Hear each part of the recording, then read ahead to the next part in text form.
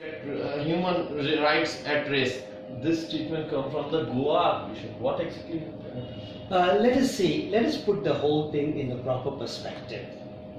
The Archbishop of Goa, every year for the last 14 years, gives a pastoral letter to his people, to the Catholics of Goa. And in that, every year he takes up a different topic. He speaks about what are the concerns, he speaks about spiritual development, he speaks about all the concerns of his own Catholics. This year, he has given a very comprehensive, long document of 15-16 pages, which speaks about poverty, how the poor suffer, what we must do for the poor. And in that he has mentioned in one place the concerns of his community, which feels that the constitution is in danger, that we are told what we should eat, that's what he says again, we are told what we should dress, and that there is a certain sort of monoculturism that people are trying to impose. He says it's a trend. There is no party mentioned, there is nobody mentioned, but he feels the concerns of his community and writes about it. This is all that it's about. Do you really think that the constitution is in danger? You are representing the body in Delhi, CBCI, the Secretary General. What you feel? Look here. Whether the constitution is in danger or not in danger is the perception of each person who lives as a citizen in this country. There is a minister, union minister, who has made this statement that we will change the constitution.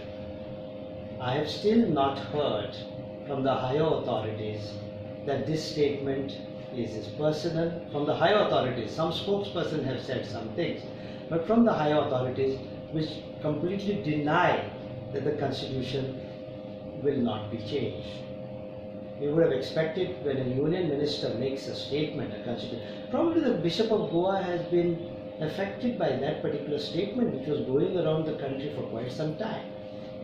But what kind of the government always saying that minorities are safe. I have always said, and I repeat, it should not be made as if the BJP government is responsible for the fear. But it should also be said, as the Cardinal President said, there is an anxiety. There's an anxiety with certain incidents that have been taking place. For example, our school in Vidisha, Sagar, the ABVP, the student wing of the ruling party, were trying to force the principal to do Bharat Mata Devi ki puja. Okay? It is true, and we are grateful to Shri Rajnath Singh ji, who along with the Chief Minister brought the situation under control. But 700 hate-filled people, 700 to 800, were marching towards the school, whom the police lathi charged. Now, the problem is not so much that the government and us. The problem is there are people in the country who are speaking and who are doing things against us. The government does intervene. So let us put the two things separately. But these things happened in a past. This thing in Vidisha, 4th of January 2018, and I personally went there, and I could see the palpable fear of this community, small community of 3,000 people, and therefore to say, fear is not measured by kilos and by liters. Fear is a perception that a community has. And our people in some places do have fear. I think to deny that would be doing injustice to them.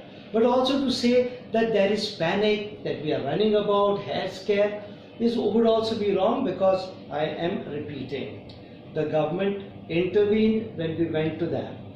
But why should such an occasion come at all? It happened again in Satna before that, where our people were singing carol songs, Christmas songs before Christmas in the villages for almost 30 years.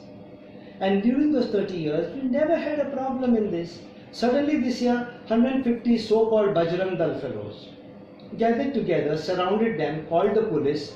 Some of the brothers who are singing, they lost their specs were broken, they were manhandled, one of our car was burnt. The administration did take, but a case was filed against a priest, a false case, saying that he gave 5,000 for somebody to convert. He had never met that man before in his life. So we don't want to recount all this. It's a general statement which the bishop has made, where he said, there is a fear. Now, we have Christian. the whole Christian community, but there are pockets where people do feel fear, not from the government, let me repeat, but there are groups.